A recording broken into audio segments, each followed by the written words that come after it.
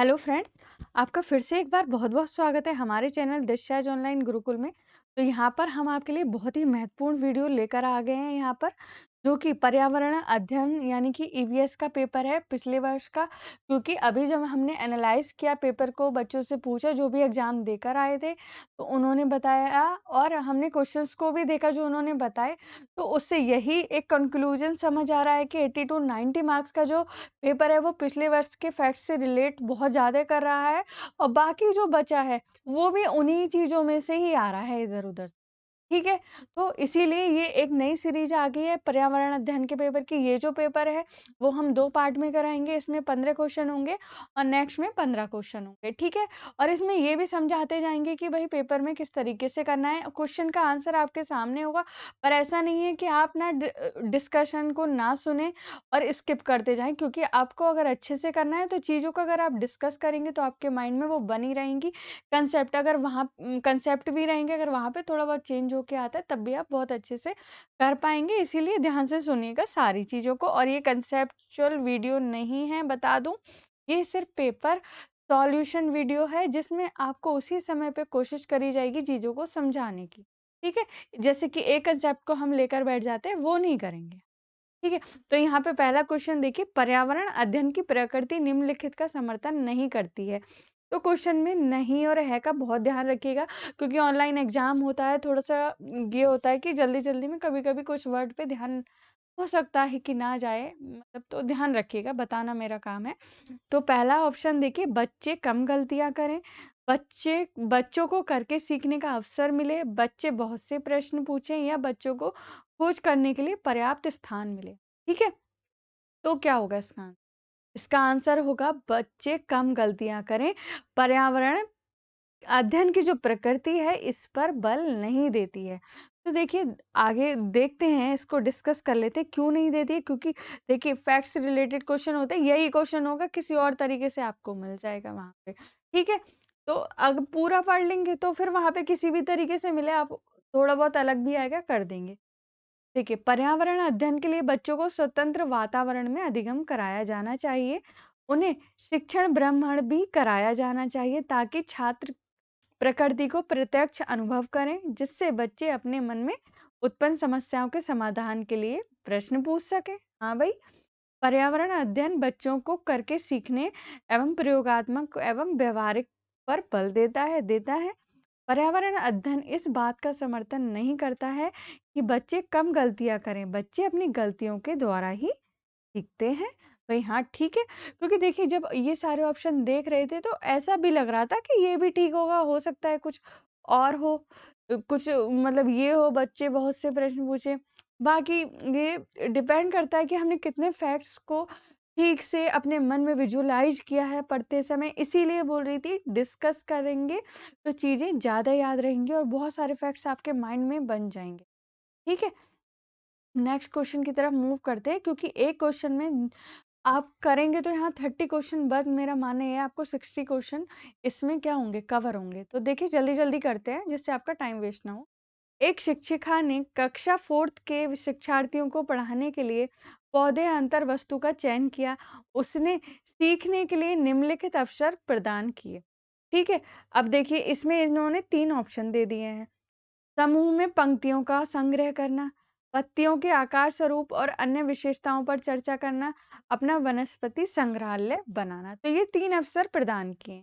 इसके बाद, इस प्रकार की गतिविधियों हेतु शिक्षिका किस बात के लिए सबसे अधिक प्रोत्साहन नहीं देना चाहिए? मतलब शिक्षिका को किस चीज़ पे सबसे ज़्यादा प्रोत्साहन नहीं देना चाहिए? अब देखते हैं, क्या है? देखिए, क्वेश्चन इसी तरीके से आते हैं एग्ज़ाम में और अभी भी आ रहे हैं, इसलिए ध्यान से सुनिए। जितनी अधिक पत्तियों के बारे में संभव हो, उतना उनके नाम याद करने में बच्चों की पहल, बच्चों के द्वारा कार्य का विस्तार, बच्चों का निरंतर गतिविधि में लगे रहना और बच्चों की परस्पर क्रिया, अवलोकन और सहयोग। तो आपको, मुझे लगता है इसका आंसर समझ ही आ गया होगा, ए है। और वैसे सामने था, बट सामने का कोई दिक्कत नहीं है, समझने की बात है। जितने अधिक पत्तियों के बारे में संभव हो, उतना उनके नाम याद करने में बच्चों की पहल। देखिए, ईवीएस का जो हमारा है, जो हमारा सीबीएसई है, जो भी है, एनसीएफ है, ये जो इसके अंतर्गत ये रटना, इन सब चीज़ों पर बिल्कुल बल नहीं देता है। कहीं पे भी ऐसा आए ना, याद करा सके, रटा सके, ये सब चीज़ें वो आंसर नहीं होता है उसका, ठीक है? तो कक्षा 4th के विद्यार्थियों को उनके मानसिक स्तर के आधार पर ही किसी विषय के अंतर्गत शिक्षा दी जाती है। पौधे के भागों का अध्ययन कराते समय बच्चों को एक सीमित संख्या में अलग-अलग पौधे की पत्तियों को इकट्ठा करवाना चाहिए तथा उनका नाम याद कराना चाहिए, क्योंकि अधिक संख्या होने के कारण क्लास 4th का विद्यार्थी पत्तियों के नाम याद करने में सक्षम नहीं होगा। ठीक है? तो समझ आ गया? तो इसी तरीके के क्वेश्चंस हैं जो आते हैं, और देखिए कोई नेगेटिव मार्किंग नहीं होती है, तो इस चीज़ की तो कोई टेंशन नहीं है, बट इसकी टेंशन तो नहीं है, बट ये है कि हमें पेपर को अच्छे से सॉल्व करना है, क्योंकि नेक्स्ट टाइम हमें अपना सुपर टेट देना है। जहाँ भी आप रहते हो या जो भी किसी भी चीज़ का सुपर टेट में जाना है, टीचर बनना है, ठीक है? अब देखिए, शिक्षार्थियों का आकलन करते समय पर्यावरण अध्ययन की शिक्षिका को निम्नलिखित में से क्या नहीं करना चाहिए? क्या नहीं करना चाहिए देखते हैं। बच्चों के पूर्व आकलन के साथ तुलना करना। हुँ? शिक्षार्थियों को सीखने की क्षमताओं को ध्यान में रखना, सूचना दर्ज करना, बच्चों बच्चों के कार्य के केवल कुछ पक्षों पर ही ध्यान केंद्रित करना और बच्चों के कार्य से संबंधित गुणात्मक उल्लेख करना। तो ध्यान से समझ लीजिए क्वेश्चन को। तो क्या नहीं करना चाहिए? शिक्षार्थियों को सीखने की क्षमताओं को सॉरी बच्चों के कार्य के केवल कुछ पक्षों पर ध्यान केंद्रित करना, ये नहीं करना चाहिए। ठीक है? अब देख लेते हैं भाई क्यों नहीं करना चाहिए। वैसे मुझे पता है आपको इसका आंसर यही आया था आता, क्योंकि आप सही से तैयारी कर रहे हैं। देखिए, शिक्षार्थियों को आकलन करते समय पर्यावरण अध्ययन के शिक्षक-शिक्षिका के द्वारा बच्चों को केवल कुछ कुछ पक्षों पर ही ध्यान नहीं केंद्रित करना चाहिए, बल्कि बच्चों के सभी पक्षों पर ध्यान केंद्रित करना चाहिए। तभी बच्चों में विषय से संबंधित ज्ञान की परिपक्वता आएगी और तत्पश्चात उनके ज्ञान का आकलन चाहिए। ठीक है? समझ गए होंगे। इस तरीके का कोई भी क्वेश्चन आएगा वो आप आराम से कर दें। ठीक है? जिसमें भी बस यही होता है, वो जो नेगेटिव और पॉजिटिव वाली बात बोलते हैं। जब नेगेटिव सी कुछ वाई किसी भी ऑप्शन में, वो उसका आंसर नहीं होता है। ठीक है? नहीं करने वाला है। नेगेटिव चीज़ों को कभी भी पढ़ाई में प्रोत्साहित नहीं किया जाता। ठीक है? अब नेक्स्ट क्वेश्चन की तरफ मूव करते हैं। प्राथमिक स्तर पर पर्यावरण अध्ययन में समुदाय सीखने सिखाने का एक महत्वपूर्ण संसाधन है, क्योंकि क्यों है भाई? यह एक बहुत सस्ता साधन है, ये आसानी से उपलब्ध होने वाला साधन है, इसमें समझदार और बुजुर्ग व्यक्ति होते हैं, या यह वास्तविक स्थितियों में सीखने का अवसर उपलब्ध कराता है। तो सबसे अच्छा ऑप्शन क्या है? यही दिख रहा है। तो जो सबसे अच्छा ऑप्शन है वही हमारा आंसर है। क्यों है? प्राथमिक स्तर पर पर्यावरण अध्ययन में समुदाय सीखने सिखाने का महत्वपूर्ण साधन है भाई, क्योंकि समुदाय में बच्चा स्वयं को सुरक्षित से अपने से जुड़ाव महसूस करता है तथा साथ ही बच्चे को वास्तविक स्थितियों में सीखने के अवसर प्राप्त होंगे, जिससे बच्चों में तेजी से अधिगम क्षमता का विकास होगा। भाई वास्तविक स्थितियों में सीखने के अवसर उपलब्ध कराता है भाई समुदाय, है ना? कराता है कि नहीं? और ये सब तो नहीं होंगे ना भाई, ये एक बहुत सस्ता साधन है, ये आसानी से उपलब्ध होने वाला साधन है, इसमें से नहीं होगा, यही होगा इसका। ठीक है? समझते चलिएगा। और हाँ, अगर फिर भी कोई कंफ्यूजन हो तो आप कमेंट बॉक्स में कमेंट कर दीजिए, आपकी हर एक प्रॉब्लम सॉल्व की। ठीक है? तो एक इस तरीके का क्वेश्चन भी आता है जिसमें सॉल्यूशन रहता है, ठीक है? Mathematics type. हुँ? तो इसको देख लीजिए। कोई व्यक्ति 30 अगस्त 2015 को किसी एक्सप्रेस ट्रेन में अहमदाबाद से त्रिवेंद्रम जाने के लिए बैठा। अब यह ट्रेन 1:30 बजे अहमदाबाद से छूटी और 1 सितंबर 2015 को 7:30 बजे त्रिवेंद्रम पहुंची। यदि अहमदाबाद से त्रिवेंद्रम के बीच की दूरी 2268 किलोमीटर है, तो इन दोनों स्टेशनों के बीच ट्रेन की औसत चाल थी। तो ये औसत चाल वाला क्वेश्चन है, तो समझ लेते हैं अगर मिलता है तो इस तरीके का क्वेश्चन आता है, पहले तक आया है। देखिए अब आता है कि नहीं आता है, सीख लीजिए, आ जाए तो तुरंत करिए आना। देखिए अहमदाबाद से यात्रा प्रारंभ करने का समय क्या है? 13:30 बजे, यानी कि 1:30 बजे दोपहर। ठीक है? क्योंकि 1:30 13:30 कब बजते हैं? दोपहर में बजते हैं। ठीक है? और इस तरीके से दिया है, यानी कि इसने 24 घंटे वाला टाइम दिया हुआ है। त्रिवेंद्रम पहुँचने का समय क्या है? 7:30 बजे। 7:30 बजे सुबह पहुँचेगी फिर तो ये, क्योंकि इसने 24 घंटे के फॉर्मेट में टाइम दिया हुआ है। अतः यात्रा में लगा कुल समय 30 अगस्त को लगा समय प्लस 31 अगस्त को लगा समय प्लस 1 सितंबर को लगा समय, है ना? ठीक है। फिर ये क्या है? 10:30 24 प्लस 7:30 कितने घंटे लगे ये पूरे के पूरे मिला के? 30 अगस्त को कितना समय लगा? 10:30 घंटे लगे। 31 अगस्त को कितना समय लगा? 24 आवर्स लगे और 1 सितंबर को 7:30 घंटे लगे। ठीक है? तो अब देखिए, ध्यान से देखिए इसको, क्वेश्चन को। पहले तो जिस दिन चले हैं और जिस दिन पहुँचे हैं उस टाइम से लेके वहाँ से वहाँ तक के सारे समय को, पूरे दिन को हमने क्या कर लिया है, ये 3 दिन का समय है, 3 दिन में कितने-कितने घंटे लगे हैं वो सब अलग-अलग ऐड कर लिए हैं।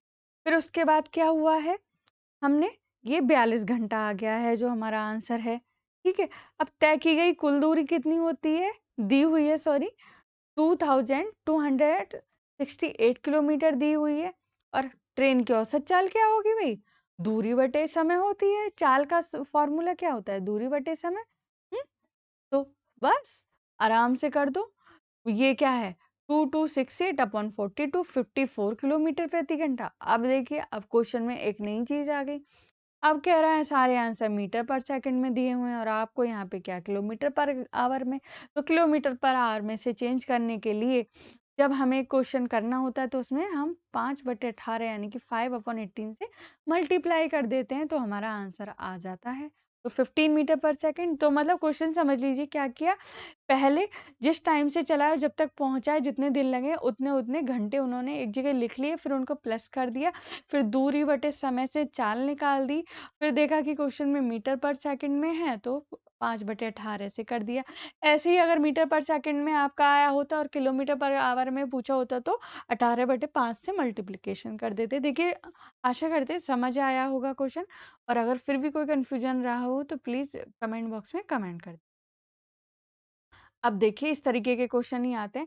गुरप्रीत पहली बार रेलगाड़ी से नई दिल्ली से चेन्नई गया।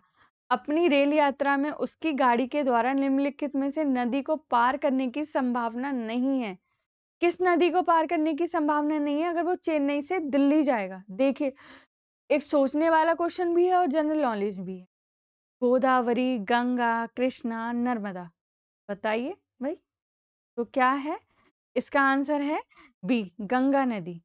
देख लीजिए क्यों नहीं है, क्योंकि इसी के अंदर बहुत सारे फैक्ट्स मिल जाते हैं।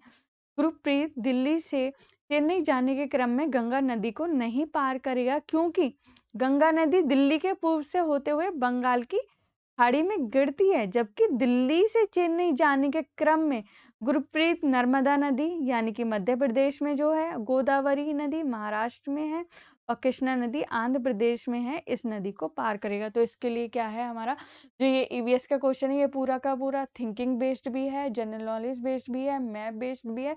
तो देखिए, ध्यान से करिए, क्योंकि मैंने पहले ही कहा एक क्वेश्चन करेंगे पर उसके साथ 2 से 3 फैक्ट्स आपको जरूर मिलेंगे। ठीक है, नेक्स्ट क्वेश्चन की तरफ मूव कर लेते हैं, क्योंकि थोड़ा आपका एग्जाम भी है, थोड़ा जल्दी जल्दी करते हैं, फिर भी थोड़ा बहुत डिस्कशन हो जाता है चीज़ों में। लगता है कि आपको कोशिश करें ज़्यादा से ज़्यादा बताने। हमारे देश में निम्नलिखित स्थानों में कौन सा ठंडा रेगिस्तान है? तो वैसे कुछ लोगों को कंफ्यूजन होता है कि रेगिस्तान बस वो गर्म ही होता है, बट जो जिसमें बर्फ होती है पूरी तरीके से, जैसे वहां मिट्टी होती है, वो जहाँ बर्फ होती है उसको ठंडा रेगिस्तान, ठीक है, वो भी रेगिस्तान ही होता है। ठीक, जैसलमेर, लद्दाख, मेघालय, दार्जिलिंग, बिल्कुल समझ आ जाएगा। लद्दाख को बोला जाता है ठंडा रेगिस्तान। ठीक है, लद्दाख भारत के जम्मू कश्मीर राज्य में स्थित है। ठीक है, तो ये समझ आ गया। देखिए, ये जो क्वेश्चन का जो ये बुक है, ये पहले का बना हुआ है। लद्दाख भारत के जम्मू कश्मीर राज्य में से, अब तो लद्दाख क्या है बताइए मुझे? लद्दाख हमारा क्या है? एक यूनियन टेरिटरी है, केंद्र शासित प्रदेश बन गया है कि नहीं बन गया है? ठीक है, तो ये ध्यान रखिएगा, ये पहले की है। तो हमारा जो लद्दाख है वो भारत का अब केंद्र शासित प्रदेश है। ठीक है, तो अब ये चीज ध्यान रखिएगा। तो पहले ये जम्मू कश्मीर राज्य में आ जाता था, बट अब ये केंद्र शासित प्रदेश बन गया। ठीक है? अब देखिए, अब आगे पढ़ते हैं, इस चीज़ को ध्यान रखिएगा क्योंकि ये पहले का क्वेश्चन। अब आगे देखते हैं। क्लास 5th की पर्यावरण अध्ययन की पाठ्य पुस्तक का एक पाठ उसी से ठंडा उसी से गर्म डॉक्टर जाकिर हुसैन द्वारा लिखी गई एक कहानी है। उन्होंने बच्चों के लिए ऐसी कहानियां लिखी हैं। अपनी मृत्यु के समय वे थे, देखिए एकदम सोचने वाला क्वेश्चन है और काफी जनरल नॉलेज वाला भी है। तो पता है सबको डॉक्टर जाकिर हुसैन क्या थे? भारत के राष्ट्रपति थे, है ना? डॉक्टर जाकिर हुसैन भारत के तीसरे राष्ट्रपति थे। इनका कार्यकाल 1967 से 1969 तक रहा है और राष्ट्रपति पद पर रहने के दौरान 3 मई 1969 को इनकी मृत्यु हो गई और इन्होंने पर्यावरण के क्षेत्र में उसी से ठंडा उसी से गर्म नामक पुस्तक लिखी। तो देखिए क्वेश्चन ऐसे भी आ सकता है, उसी से ठंडा उसी से गर्म किसकी रचना है? ठीक है? या वो कौन थे, या 3-4 फैक्ट्स बना के ये लोग दे देते हैं एग्ज़ाम में, वैसे आ सकता है। तो मतलब कैसे भी आ सकता है क्योंकि आ ही रहे हैं क्वेश्चन। मैं तो यही प्रार्थना करती हूँ आप जो पढ़ के जाएँ उसी से रिलेट आपको क्वेश्चन आएँ। देखिए आपको अगर ये हमारे चैनल के जो कंटेंट हैं तो हमारे चैनल को आप लाइक कीजिए, शेयर कीजिए और सब्सक्राइब कीजिए और बेल आइकन जो है उसको प्रेस कर दीजिए क्योंकि जो भी अगर वीडियो आएगी तो सबसे पहले आपके पास नोटिफ़िकेशन आ जाएगा क्योंकि अगर आप बेल आइकन नहीं प्रेस करते तो बहुत सारी वीडियोज़ हैं जो छूट जाएँगे, आप बाद में देखेंगे जब एग्ज़ाम। ठीक है? तो अच्छे लगते हैं कंटेंट तो आप प्लीज़ सब्सक्राइब कीजिएगा चैनल को। अब नेक्स्ट क्वेश्चन की तरफ मूव करते हैं, कोशिश करते हैं कि ज़्यादा से ज़्यादा आपके क्वेश्चन करा सकें। खाद्य संरक्षण के लिए निम्नलिखित में से कौन-सा जोड़ा ठीक नहीं है? ध्यान से सुनिएगा, ऐसा नहीं है कि आंसर देखा और आगे बढ़ गए। आलू चिप्स, दूध पनीर, सेव जैम, कच्चा आम अचार। ठीक है? तो कौन-सा नहीं है बताइए? हाँ, अभी आप सोच रहे होंगे कि हाँ भाई ये दूध पनीर कैसे हो गया? दूध पनीर भी तो संरक्षित करके रखा जाता है। अब देख लीजिए, खाद्य संरक्षण की दृष्टि से दूध पनीर का जोड़ा गलत है क्योंकि दूध से बने पनीर को ज़्यादा देर तक संरक्षित करके सुरक्षित नहीं रखा जाता, जबकि आलू से बने चिप्स, कच्चे आम से बना अचार तथा सेब से बने बने जैम अत्यधिक समय तक संरक्षित करके सुरक्षित रख सकते हैं। ठीक है? तो समझ आ गया होगा भाई दूध पनीर को कितना ज़्यादा संरक्षित, थोड़ा बहुत ही। बट इन तीनों चीज़ को ऑड वन आउट करके देख लेना। भाई ये भी ज़्यादा टाइम तक होता है, ये भी ज़्यादा टाइम तक होता है, ये भी ज़्यादा टाइम तक होता है, दूध पनीर ही होता है। ठीक है? इसीलिए। अब नेक्स्ट क्वेश्चन की तरफ मूव कर रहे हैं, जल्दी-जल्दी करते हैं। घरों के नीचे दी गई विशेषताओं पर विचार कीजिए। देखिए मैं कह रही थी ना फैक्ट्स के जो क्वेश्चन आते हैं ऐसे ही दे देते हैं और मैंने छोटे-छोटे जो वीडियोज़ हैं वो भी पोस्ट कर दिए हैं बहुत सारे छोटे-छोटे क्वेश्चंस के। उनमें से 1-2 क्वेश्चन अभी आए थे पिछले एग्ज़ाम में, उस दिन मैंने बात की थी स्टूडेंट से तो वो बता रहे थे, तो आप देख लीजिएगा क्या पता आपके में उसी से रिलेट करके कुछ और आ जाए। ठीक है? निचली मंजिल में कोई खिड़की नहीं, पेड़ के तनों की लकड़ी से बनी ढालू छतें, पत्थरों के खंभों पर जमीन से लगभग 10-12 फुट ऊंचाई पर बने घर, पत्थर गारा और चूने से बनी मोटी दीवारें और लकड़ी के फर्श। लेह और लद्दाख के घरों में ऊपर दी गई कौन सी विशेषताएं पाई जा सकती हैं? तो लेह लद्दाख के जो घर होते हैं सॉरी, उनमें कौन सी विशेषताएं होती हैं भाई? सी, ए डी ई, कौन सा आंसर सही है? ये ठीक है, ए डी और ई। ठीक है? लेह व लद्दाख भारत के कश्मीर राज्य में स्थित हैं। 1 मिनट रुकिए। तो देखिए लेह लद्दाख का तो आपको पता ही है, ये पहले का क्वेश्चन है जो आंसर लिखा हुआ है। तो अब क्या है, लद्दाख हमारा क्या है, केंद्र शासित प्रदेश है और जो क्या है लेह क्या है, इसमें एक लेह इसकी राजधानी है लद्दाख की। ठीक है? तो इसीलिए अब इसमें कंफ्यूज मत होइएगा इस चीज में। बस ये देखिए लेह लद्दाख जो है इसके अंदर क्या है, ठंड की अधिकता होती है। 1 मिनट, अधिकता होती है तथा बर्फबारी भी होती है और यहाँ के घर मौसम के अनुकूल बनाए जाते हैं और यहाँ के घरों की विशेषताएं ये होती हैं, कैसी होती है, निचली मंजिलों में कोई खिड़की नहीं होती है और पत्थर गारे और चूने से बनी मोटी दीवारें होती हैं और लकड़ी के फर्श होते हैं। तो इस तरीके के हो जाते हैं ये यहाँ पे जो घर है। तो इसी तरीके के फैक्ट्स से रिलेटेड क्वेश्चंस आते हैं, बहुत सारे फैक्ट्स होते हैं तो ध्यान से करते जाइए। अब देखिए ये तीनों इसमें दे दिए हैं, आगे देख निम्नलिखित का अध्ययन कीजिए। कौआ पेड़ की ऊंची डाल पर अपना घोंसला बनाता है। इस घोंसले को बनाने में एक मिनट इस घोंसले को बनाने में कई प्रकार की चीजें, यहाँ तक कि लकड़ी की शाखाएं और लोहे के तार भी होते हैं। एक चालाक पक्षी भी है जो अपना घोंसला नहीं बनाता और कौए के घोंसले में अंडे दे देता है। बेचारा कौआ अपने अंडों के साथ साथ इन अंडों को भी सेता है। यह पक्षी कौन सा है? कोयल है। ठीक है, ऐसा क्वेश्चन आता है बहुत बार। कोयल घोंसला नहीं बनाती है और अतः कोयल अपने अंडे कौआ के घोंसले में देती है और कौआ कोयल के अंडे को भी अपना समझते हुए उन्हें सेता है, यानी कि पालता रहता है। कौआ तो बड़ा अच्छा होता है ना?